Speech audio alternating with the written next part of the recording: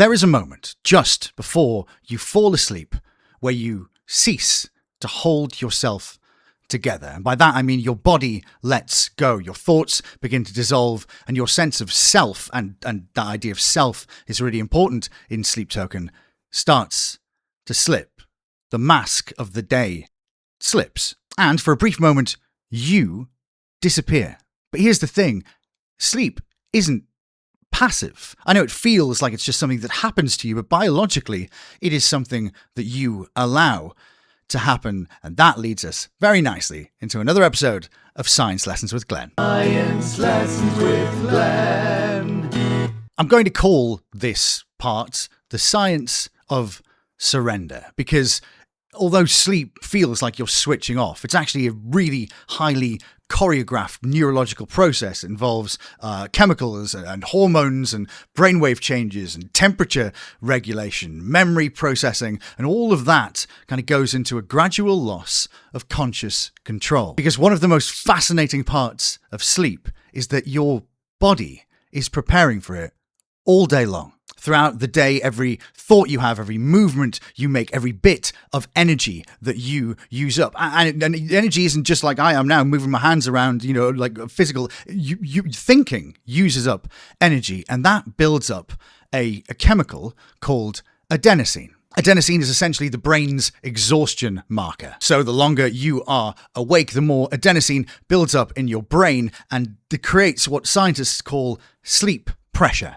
It's the heavy feeling behind your eyes. It's slowing thoughts. It's that urge to physically lie down. That is adenosine building up. And this is why caffeine works, because caffeine doesn't actually give you energy. What it does is it blocks adenosine receptors. Technically speaking, your brain temporarily stops detecting how tired you are. The exhaustion is still there, but you are just chemically muting the signal. But tiredness isn't just about exhaustion, because we run, as I've mentioned in previous videos, on something called the circadian rhythm, which is very important. Obviously, when we're talking about sundowning and potentially its links to dementia, to sundowning syndrome. So in the morning when you wake up, your cortisol rises, your body temperature increases, and your alertness is meant to improve. I know for lots of us it doesn't, or at least it takes a lot longer than it used to. But as darkness appears, as darkness arrives,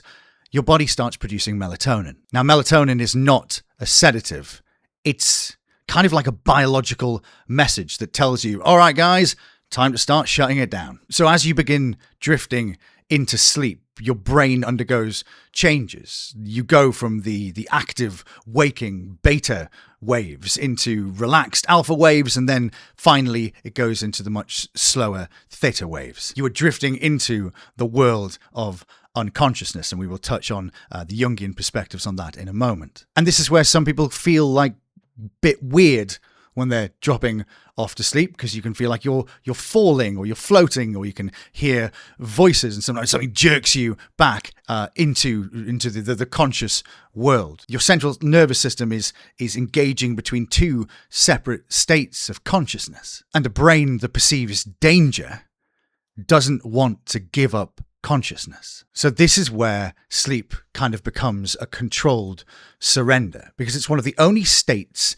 in our human life where we lose awareness, we lose motor control, sometimes we lose what would be considered a rational structure, and temporarily it dissolves the waking ego. And yet we willingly enter into it every night, because in a way, sleep is an act of trust. And this is exactly why sleep fascinated people like Carl Gustav Jung, because dreams and sleep represent the moment where the conscious self weakens, it gives in.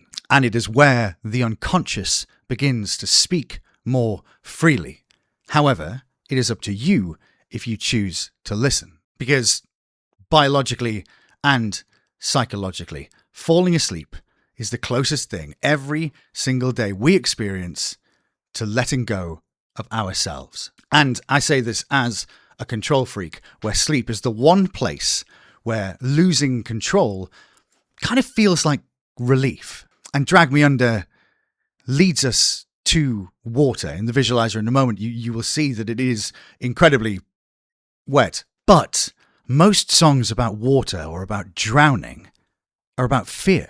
There is a panic, a resistance, a survival instinct to not be dragged under. But this song isn't about fighting the current.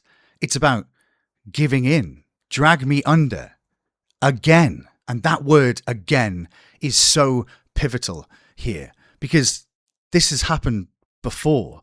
The cycle is continuing. It is a conscious surrender to something you already know is going to take you. And we know how often the man behind the mask says he knows. Carl Jung once wrote, "What you resist persists." And so what happens then if you stop resisting? In Jungian psychology, the shadow is everything that we repress. It's everything that we push down. I often speak in very broad strokes about this, like it's some sort of ugly, bad thing, but it's integral. It is so important in order to become our essential self. But it's also things that we refuse to confront. But here's the truth, or at least here's my truth after 6 years of therapy and diving way into shadow work over the last couple of years. We're not afraid of the shadow. We're actually drawn to it. I mentioned in a previous video that sometimes we can be drawn to something familiar, even if it hurts us. And Freud called this repetition compulsion. It is the unconscious drive to relive something that once broke us because it feels like home. And here's where it gets even more fun, because across mythology, the ocean has always represented the unconscious. In Greek mythology, it is primordial. It is older than the gods themselves. And in Norse legends, the sea goddess Ran pulls sailors down beneath the waves. But it's not punishment. It's inevitability. To be pulled under is not to die. It is to dissolve. It is to return. And to me, this is what this song feels like a little bit. You're not drowning in someone else or whoever the protagonist and the antagonist are in this situation. You're not drowning in them. You are dissolving into them. There has been such fraction. There's been such, I want to feel you. I want to understand you. I want to be part, and the pushing away. And so now it is to drag me under again is to be dissolved into them. Because this is what happens sometimes when love stops being a connection and it starts to become consumption. And ooh boy, are we going to talk about consumption over the next couple of albums. This is why so many people, and maybe myself sometimes as well, although I can be pulled either way. And like I say, every interpretation that I have today could be absolute bollocks, but Drag Me Under could be the last song in Sundowning before we get an epilogue with Bloodsport. In fact, one could even argue that the album itself, or the 10-song structure, could be a prologue with The Night Does Not Belong to God, then 10 songs, then Bloodsport as the epilogue. And maybe that's true of other albums as well, and maybe that's why we shouldn't be so shocked when Even in Arcadia was 10 songs, and people went, whoa, it's broken the cycle. No, listen, it just could be because, they only had 10 songs. But why I can be swayed by this theory of Bloodsport being the epilogue is because by this point, by Drag Me Under, there is no fight left. There is no clarity, almost like there is no self left to still hold on to. And so maybe Bloodsport isn't the ending. It's the aftermath. And maybe Drag Me Under isn't a song about being pulled beneath the surface. Maybe it's about that moment where you give in. You just stop trying to breathe. And maybe it's about being pulled under with no desire to come back up. Now, if you're new to this channel, hi, sorry, these videos tend to be incredibly long because we like to talk about a lot of discussion points, particularly over on Twitch. And on Twitch, I get asked quite a lot. And you're very welcome to join us there, by the way. We're on about 3 or 4 times a week talking about music and art and obviously Sleep Token quite a lot as well. one of the things I get asked a lot is to take a little bit of a deeper dive into the Jungian psychology, into shadow work. So I believe that Drag Me Under is a really good song with which to dive into that. So we're going to have a quick dive into that. Let's talk about how Carl Jung interpreted the unconscious. I'm often quite, broad strokey about this, but I want to be more particular about it today because the unconscious is not like a dark pit of impulse and trauma, like glory and magnificence. The unconscious is communicative. It is trying to tell us something. One of Jung's most famous ideas is that the unconscious does not mean that it's merely hidden from consciousness. It means that it is of a different nature from consciousness. And this, I think, is important because Jung didn't believe that the unconscious was simply bad thoughts. He believed it was a symbolic language. Dreams, emotions, repetitive behaviors, attractions, obsessions, those can all be messages. And it sounds a little bit like, as beautiful as the lyrics are and as much that it can be interpreted as such a beautiful, all-encompassing potential love song, in Drag Me Under, it sounds like our character, the protagonist, isn't resisting those messages. They're listening to them. They're acknowledging them. And in Jungian psychology, the shadow is often misinterpreted as your dark side. But this isn't an Anakin Luke thing going on. It's much more broad than that, because the shadow is everything that we repress, everything we deny, everything we refuse to integrate, all the parts that we bury, all the parts that we find socially. And this is what it is. It's the parts that we don't want other people to see. And as I've mentioned before, we live in quite a performative society now.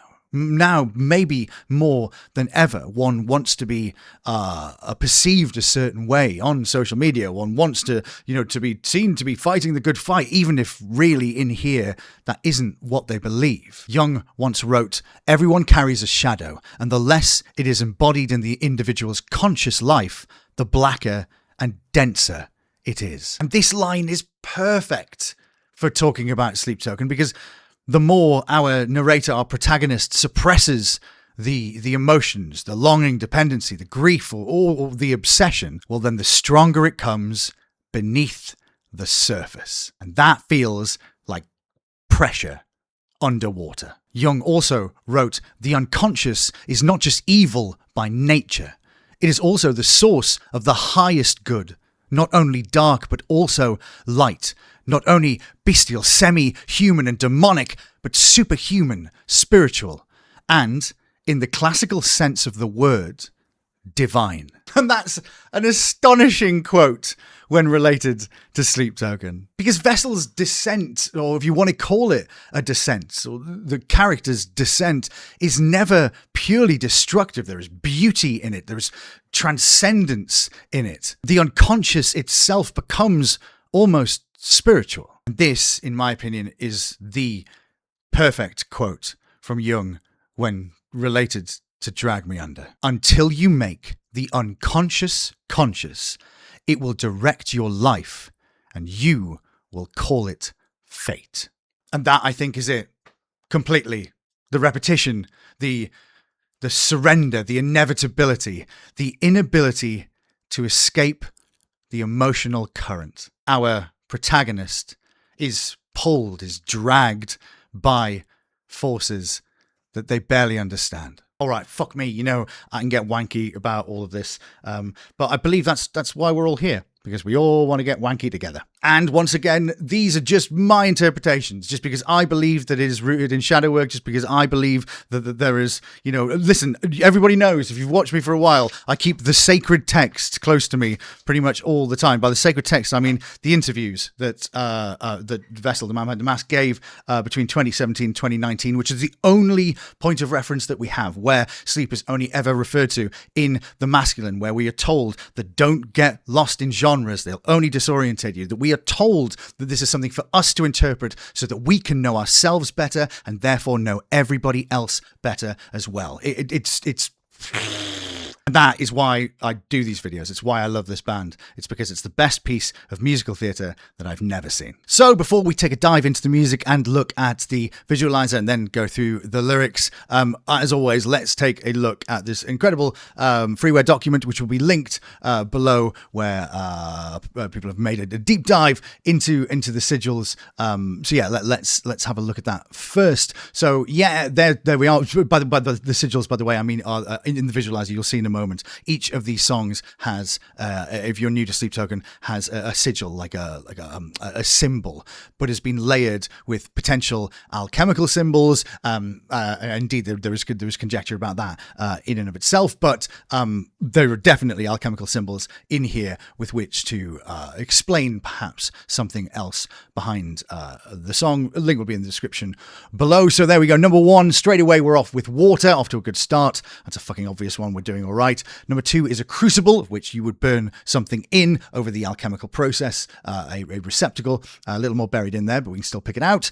And then past this point, we're in an I've been staring at this thing too long. I don't know if these are actually there, if I'm just picking and putting things together now territory. Number three up here is spring. If it is, then it's flipped horizontally, and it looks like there's been some potential flips before. So fuck it. Why not? And four is Mercury, not the planet, but the substance, the omnipresent spirit of life. Mercury was believed to transcend the liquid and solid states. The belief carried over to other areas as Mercury was thought to transcend life, death, heaven, and earth. And then number five, I don't get that. I've looked into this as well. I'm not sure about those circles either. But yeah, the half circles on their own could just be lime, or they could be horn, silver, moon, or variation and or stylization of moonlight. There's some extra lines left here. What do they go to? I don't know. I give up. This one broke me. And I think by this point, I would be absolutely broken as well. But thank you very much to obviously the links below. Please do go and check it out yourself. This is not my work. This is just me taking the interpretations of other people as well. So with that said, fuck it. Should we listen to the song? Because we've been here for time. I think it's time. So from Sundowning, this is the penultimate song of the album track listing, potentially the final song of the lore of the story. Who knows? Join us when we play. What the fuck is he doing? Anyway, from Sundowning, this is Sleep Token with Drag Me Under.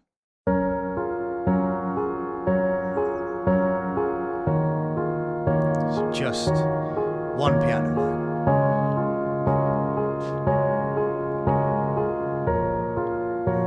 We'll talk about moon jellyfish in a moment, because I believe that's really quite important for telling the story here.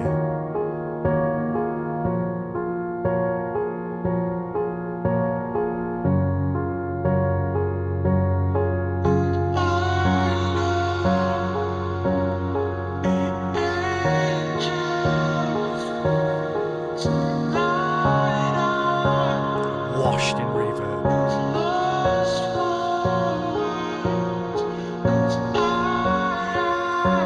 No bass in it.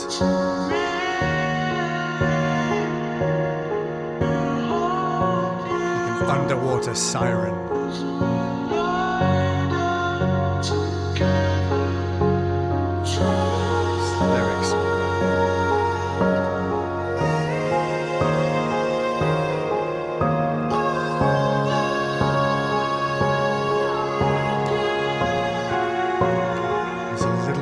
presence in the vocals and the chorus as he goes up into his falsetto with a bit of mix.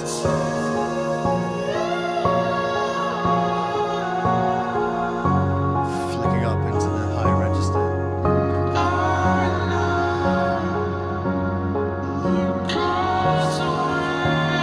And then there's two panned voices across each side in harmony.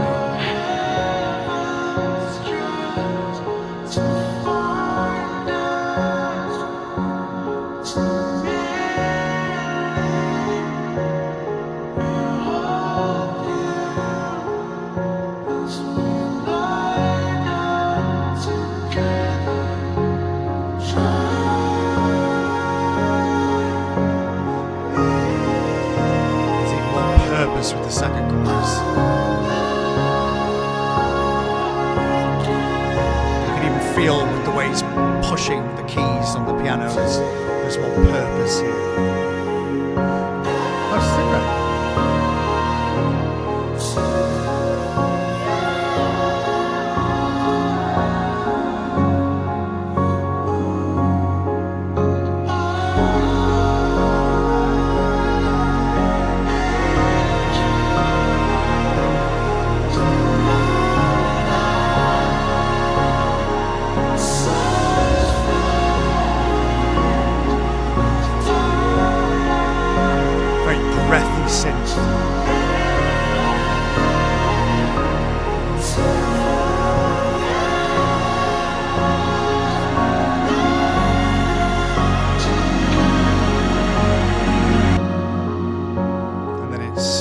And disappears like the break of waves on the beach. It hits and then dissipates, and then it does. We do fade here. Some of the tone gets rolled off, and it's so peaceful.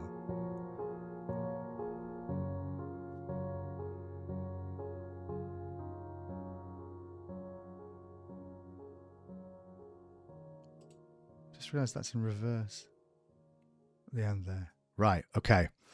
Let's talk about it. So, first and foremost, let's talk about moon jellyfish that are featured quite prominently in this visualizer. So, moon jellyfish, bell-shaped body, drifting tendrils. Now, what's fascinating about moon jellyfish is that symbolically, they're creatures that survive almost entirely by surrendering to currents. That there isn't that they retract and then pulse, but they are passengers. Passengers is going to be something that maybe we'll get to in about fucking 2 albums time. They don't dictate. They aren't destructive. They are passive in the environment that they live in. They are manipulated by what is happening around them, and that's rather how they survive. In Drag Me Under, our protagonist vessel is not fighting the undertow. He is asking for it. He is allowing himself to be dragged under again. And this is, we'll get to the lyrics, obviously, I've mentioned again already briefly. But there's a cyclical nature to this, and this is exactly how moon jellyfish kind of, they embody the cyclical existence perfectly, because their movement is just pulse based. It's just they're along for the ride. They are not the aggressor, like breathing and like sleeping and like the tides. There's an inevitability to the existence of moon jellyfish. I'll get to this a little bit more when we get to the lyrics, and I know the gods will abandon the heavens just to find us. Well, what do we think of in, at least, I don't know, the Western world, at least, is the opposite of the sky is the ocean. We see it. Most of the world is covered in it. So that horizon line, which is the matching point between where the skies, where the gods live, and the ocean, where, everything else has allegedly come from, of course, depending on your interpretation of evolution. So there's a contrast here.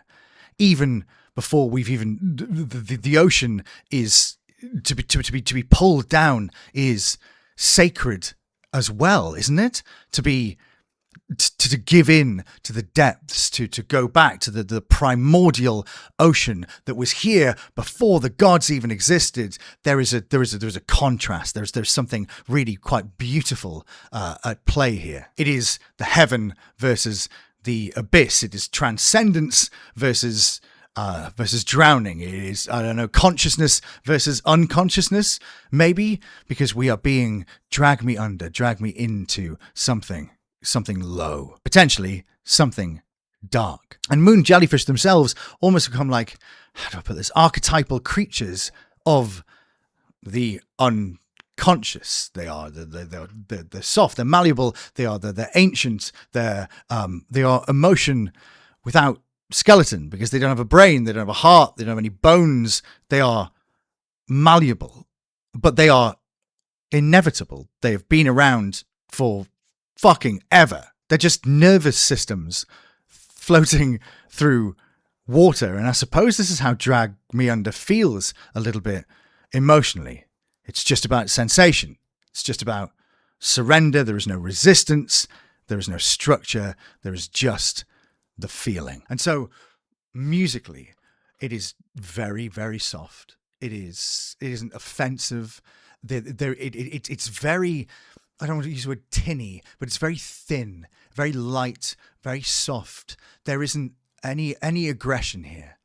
There is only one structure, really, that is repeated. The piano, again, repetition and a cyclical nature, and also repetition can be a form of worship as well. When one goes to church, when one goes to a place of worship, repetition is a fundamental part of how we worship. We say the same things over and over again. Hallowed be thy name every Sunday. Again, just speaking from my personal experience. So the act of repetition of lyrics, the act of repetition of the chordal structure, the piano, just over and over again. And yes, it swells a little bit, but musically there's so very little to really dive into here until we get almost like this Hail Mary, where the vessel goes up into that very high mixed voice, and it almost feels like sonically like a final hand is reaching towards the surface before it is pulled down. It feels like that's the last, the last gasp, the last bit of an expulsion of worship, an expulsion of energy, maybe even I don't want to be too upsetting about this, but when one has made a bad decision and you realize that you've passed the point of no return, there is maybe just that one last, can I come back from this? And then there isn't. There is just a yelp. There is a very shrill voice reaching out from wherever he is descending. Fuck me, we're going to get into descending, aren't we? So the visualizer itself matches beautifully the music. It is soft, it is comforting, but also it's full of life here, which is strange, because we're not being dragged into the abyss. Yes, towards the end it does. It becomes a little bit more choppy, if you like. But everything's slow, everything's considered, and only towards the end of this do we really get the idea that we are looking up at the water. But this throws me. Why is that in reverse? Is it because we are as above, so below, cyclical, that it will always happen again, that rain clouds will absorb moisture, it becomes, there is a cyclical nature to water rising as well. But we're going to get to Ascension, but Ascension doesn't happen for another fucking 2 albums. So that's always, caught me a little bit off guard, why at the very end there we suddenly get these droplets heading up in reverse. Anyway, shall we talk about the lyrics? Yes, we fucking well shall.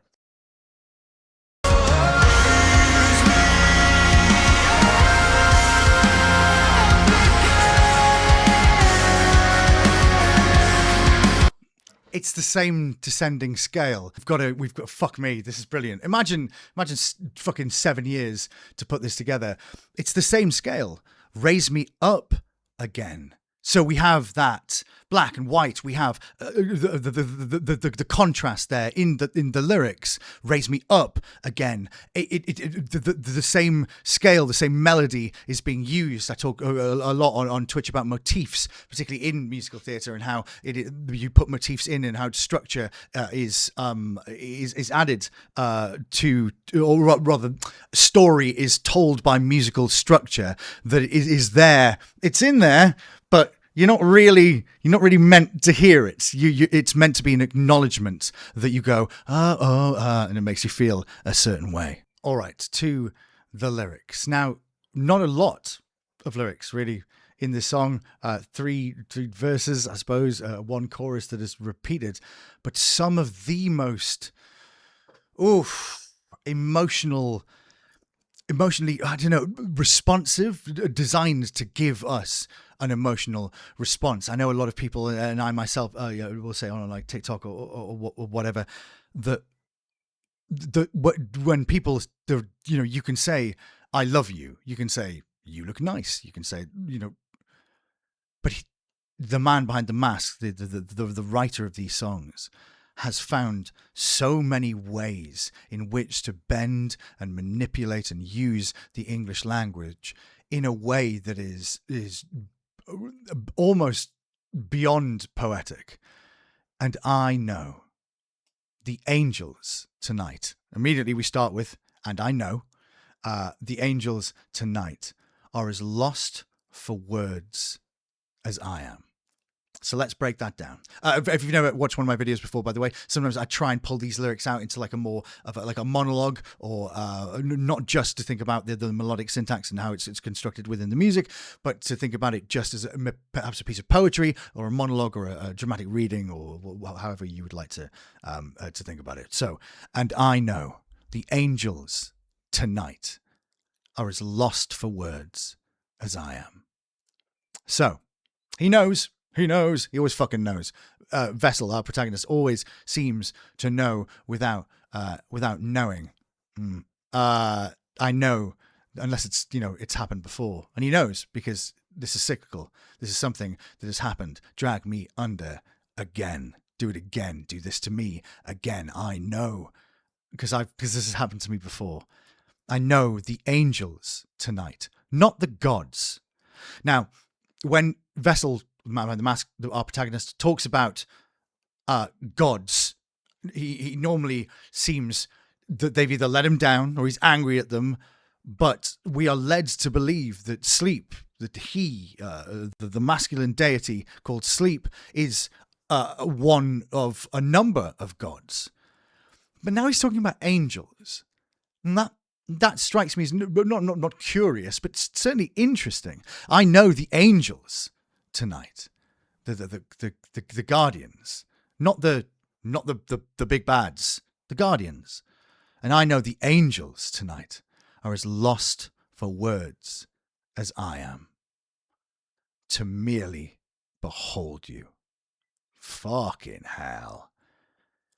To merely, just to look at you, to merely behold you, that I am so small, you are so fantastic, you are so wonderful, you're so huge, you're so glorious, that just to lay my eyes on you means I am lost for words.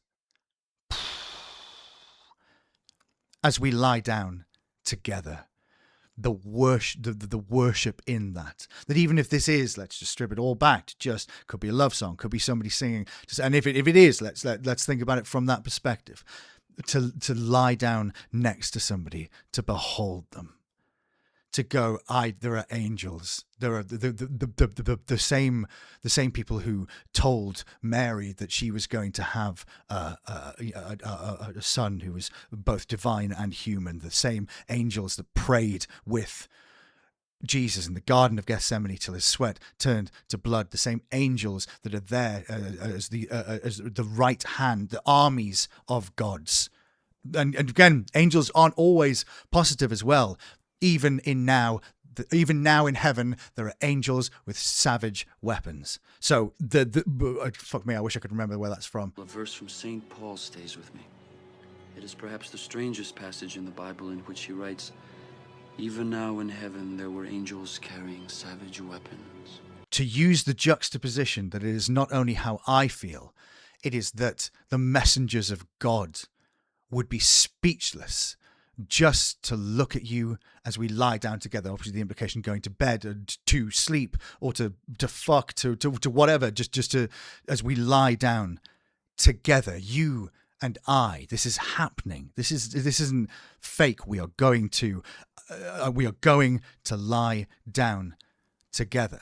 And that could lead into numerous things that I've discussed in the past about whether or not, it is a traumatic relationship, whether or not it is that, the man behind the mask vessel, our protagonist, is the fuck buddy. He is the one that, that lays good D, but they don't want to fucking acknowledge that that's their partner.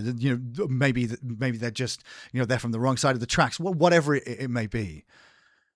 But as we lay down together, the heavens are speechless, and I am speechless too, just to look on your being, I don't know, just to look on you. And the chorus, drag me under again, deep into your love. The dissolving of the self, the dissolving of the protagonist into the antagonist, deep into your love. And it's beautiful, and it's sad, and as much, I talk about the law, and it could all be bollocks. No, talk about the law and all of that, but just that, drag me under again, deep into your love, but that again, drag me under, pull me down again, do it to me again, repetition, cyclical worship. It's so heavy and so beautiful. And to verse 2, and I know the gods. And now we've started to go from the warriors underneath, the protectors. Now we're up. We've raised the stakes for the second verse. And I know the gods will abandon the heavens just to find us. Let's forget the next line for a moment. And I know the gods will abandon the heavens just to find us. That they will leave their posts. That they will. The word abandon is interesting here as well from a linguistic point of view, because it isn't. And I know the gods will fly down. I know the gods will come down. I know they will abandon the heavens. They will leave the place which is assigned to them, that is only theirs, that is divine. They will abandon it. They will leave it open, potentially to attackers, to rack or ruin, but they will abandon it. That's how much they have to leave. They want to leave because they have to merely behold you. Again, we go back to as is in the first verse. I know the gods will abandon the heavens. They will leave everything that they hold dear. They're just their chosen place. They're assigned.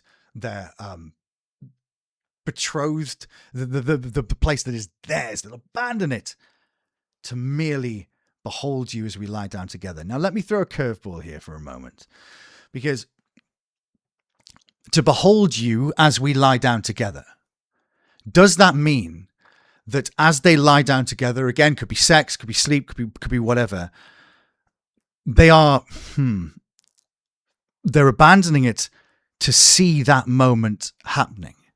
Potentially, copulation, the beast with two backs, to see us together. It's not, and this is where I don't know. This is where, again, you can interpret this as you like. Behold you as we lie down together. So you look even better when you're with me, when we're laying in bed. They wouldn't just. I know the gods will abandon the heavens just to find us, to merely behold you. That would be, gosh, aren't you fantastic, as I mentioned in the first verse. But let's just add another layer to that potentially. To behold you as we lie down together. So in that moment, when you're with me, you are even more exalted because of me, your vessel, your whatever, your fuck buddy, whatever it may be, numerous different interpretations, obviously. That's interesting, because that means that there is just a tiny sense of self left in there, that I might just be important enough, or I might just add to you a little bit, so that actually they really care. The angels care, and now the gods care, and now I want you to drag me under again, deep into your love. And then we get that lovely high line in the vocal performance. And here's the repetition, the lines at the end. Hold me beneath the surface. My first instinct of that is a hand on the back of your head, and it's like you are willingly being sacrificed. But also to hold someone, to embrace them, to hold me beneath the surface. It could be hold me, comma, beneath the surface, but it's this willingness, as I mentioned at the beginning of the video, is this giving up, the willingness to give in, the passivity, the passiveness, the I am yours and I am powerless to stop it. But I just might float, and I just might panic, and I might. So hold me beneath the surface. I trust you to take me under again. And we get the repetition. And I know the angels tonight are lost for words deep into your love. Hold me beneath the surface. I am giving up. Because the implication there is drowning. The implication there is, and also, and I have to talk about this before we move on, because obviously Bloodsport will be next. Fuck me, Christ. Okay, thought this was long. There is also implication here that if this is the end of the album, that Drag Me Under leads very simply. I was going to say nicely then, and that's completely the wrong word.